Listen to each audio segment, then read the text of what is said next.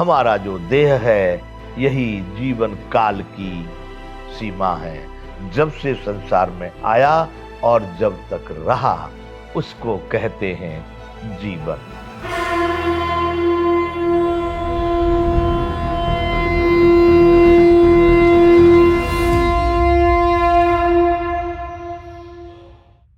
जय विश्व बंधु। सनातन जीवन विज्ञान बंधुओं, अभी हम सनातन जीवन विज्ञान में चर्चा कर रहे हैं जीवन की।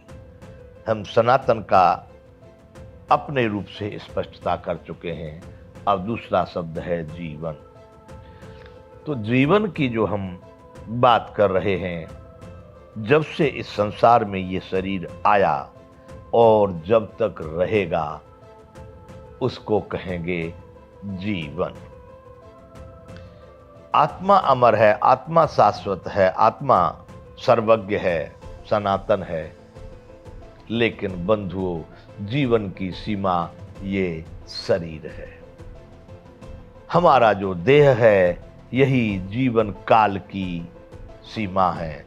जब से संसार में आया और जब तक रहा उसको कहते हैं जीवन। बंधुओं, भूल मत करना, मैं भी कहता हूं कि उस आत्मबल से ही सारे शरीर के कष्ट, सारे शरीर के दुख, सारे शरीर के जितने भी हैं भासते शरीर के माध्यम से हैं, लेकिन भरता भोगता वह आत्मा ही है। जो प्राणी, जो आत्मा इस सनातन जीवन विज्ञान को समझ लिया वह संसार से मुक्त हो गया। इसलिए बंधुओं, इन बातों की चर्चा की जा रही है कि ये जो मानव देह है यही जीवन का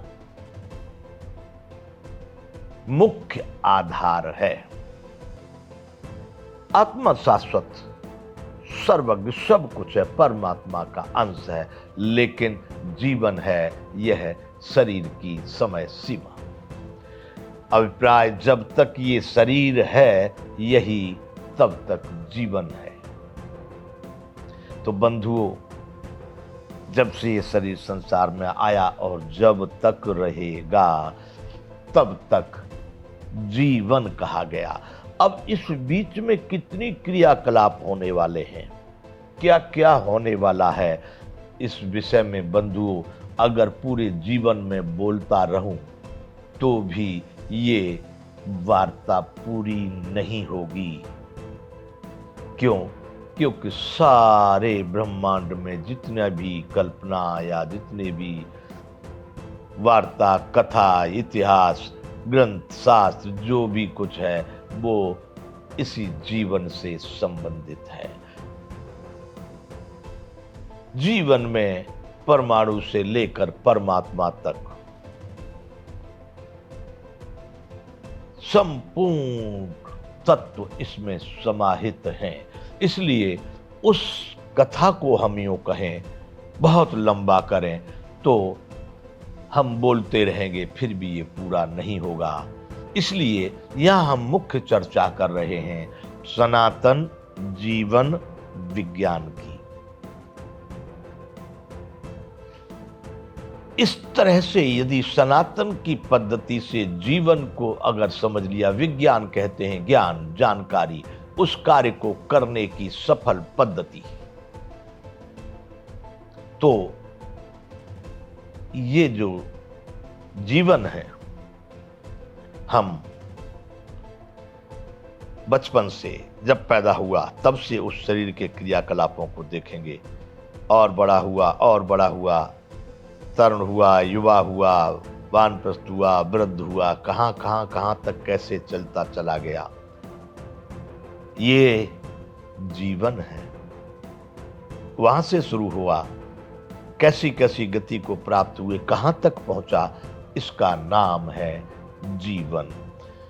अब इस जीवन में आने वाले जितने भी अच्छे या बुरे, सुखदायक या दुखदायक, सुख या दुख, राग और द्वेष, जो भी कुछ इसमें आता है, इससे हमारे आत्मा के माध्यम से इन इंद्रियों के मन चित्त बुद्धि अहंकार और 5 ज्ञानेय इंद्रियों के माध्यम से जो कुछ भी इसमें भासता है उसका सीधा प्रभाव हमारे इस देह पर, तन पर दिखाई देता है। अब उन्हीं के प्रभाव से शरीर रोगी होता है, उसी के प्रभाव से ये आनंदित होकर के स्वस्थ होता है, उसी के प्रभाव से मानसिक रूप से बड़ा आनंद चित्त होता है, उसी के प्रभाव से मानसिक रूप से बड़ा कृंद कुंद हो जाता है। अर्थात संपूर्ण जीवन का विज्ञान इसमें उन्हीं क्रियाकलापों से जो शरीर में तब से लेकर के और वहां तक चल रहे हैं।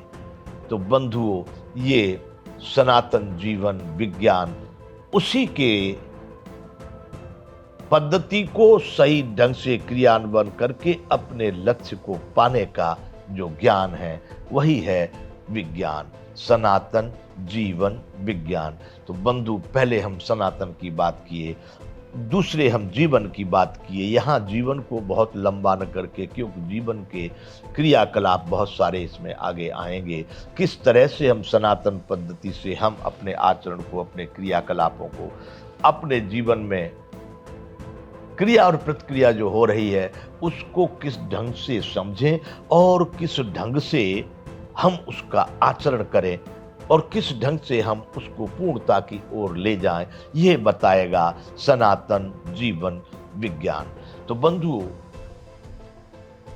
इसको कहते हैं जीवन, जब से शरीर इस संसार में आया और जब तक यहां से विदा हुआ तब तक की जितनी भी क्रियाकलाप हुए उनका नाम है जीवन। अब जीवन के बाद में तीसरा शब्द है इसका विज्ञान। बंधुओं, मेरे पास में ऐसी कोई उपाधि नहीं, जैसे तैसे मैं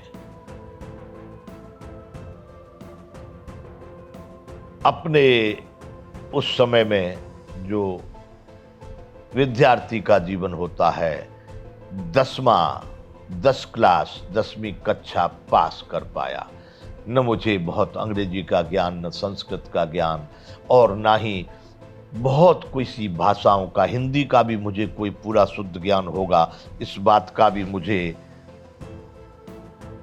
पूर्ण विश्वास नहीं है कि सारे शब्द मेरे बिल्कुल सही हो सकते हैं। परंतु मेरा भाव ठीक है। मैं जो चर्चा कर रहा हूं, मैं राष्ट्र के लिए या मानवों के लिए या प्रकृति के लिए या प्राणियों के लिए या धर्म के लिए, मेरा भाव निश्चल है, निर्दोष है।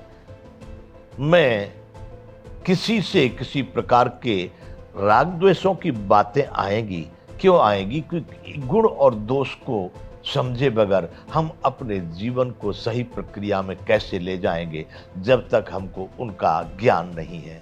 इसलिए आएंगी व्यक्तिगत आसक्ति है, सार्वजनिक आसक्ति है, राष्ट्रीय आसक्ति है, राजनीतिक, सभी प्रकार की, क्योंकि जीवन में सारी संभावनाएं विद्यमान होती हैं।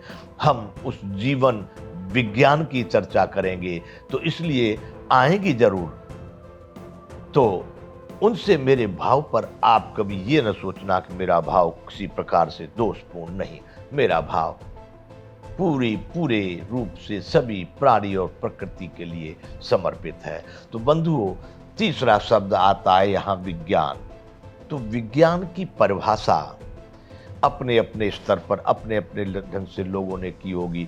जिनको हम वैज्ञानिक कहते हैं, क्योंकि मैंने तो साइंस पढ़ा ही नहीं, मैंने तो विज्ञान पढ़ा ही नहीं, तो मुझे वैज्ञानिकों के विषय में कौन कौन वैज्ञानिक हुए, किस प्रकार के वैज्ञानिक हुए, विज्ञान क्या है, उनकी क्या परिभाषा है, ये बंधुओं सही में मुझे पता नहीं।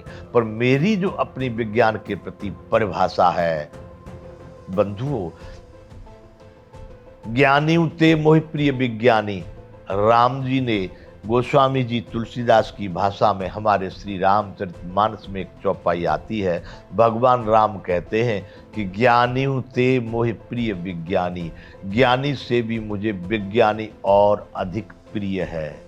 तो बंधुओं, वैज्ञानिक का कोई न कोई स्थान तो अवश्य है। इस पर हम आगे चर्चा करेंगे या हम विराम करते हैं। जय विश्व बंधु।